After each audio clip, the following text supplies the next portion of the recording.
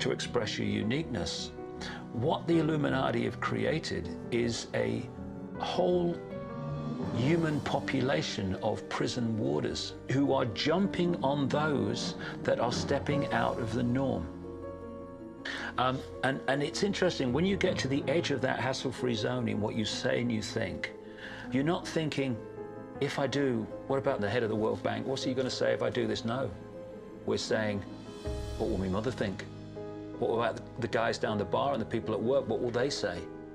And what the Illuminati have done by creating the norms, they have created an absolute army of people to impose those norms on each other. Their grand strategy for global dominance is already being implemented. They are carving up the world into superstates that transcend national boundaries so that we are easier for them to manage. They have already established the European Union and the African Union. Politicians from the United States, Canada, and Mexico, under the title of the Security and Prosperity Partnership, have been working on the northern part of what could arguably be called plans for an American Union. This has been going on for years without citizen or congressional consent. A Pacific Union is already in process. This is the organizational chart for global tyranny, the structure for complete control. Here are two of the most powerful men in Europe talking about moving to a single world government. It is extremely important that we, in this new ownership of global governance, have, particularly on both sides of the Atlantic, the implementation of the same rules in the same fashion. 2009 is also the first year of global governance, with the establishment of the G20 in the middle of the financial crisis. On the international level, the central banking elite have put huge organizations in place to implement their policies, including the World Trade Organization, the World Health Organization, the World Bank, and the International Monetary Fund. John Perkins is a man who knows from decades of his own experience as a so-called economic hitman how the collusion of banks, corporations, and governments has taken over countries around the world.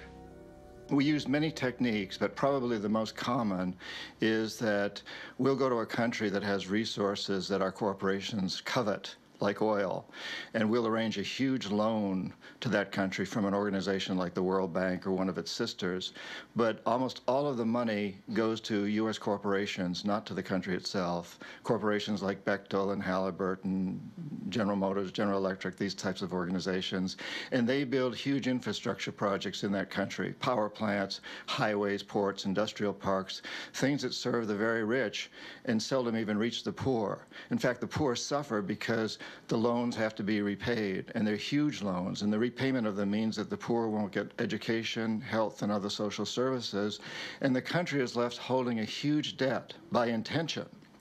We go back, we economic hitmen, to this country and say, look, you owe us a lot of money, you can't repay your debts, so give us a pound of flesh. But as soon as one of these anti-American presidents is elected, one of us goes in and says, hey, congratulations, Mr. President.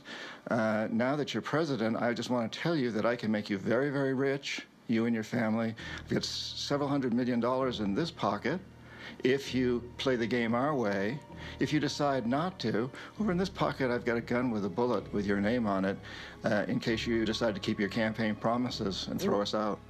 Sell our oil companies your oil real cheap, or vote with us at the next UN vote, or send troops in support of ours to someplace in the world such as Iraq. And in that way we've managed to build a world empire with very few people actually knowing that we've done this.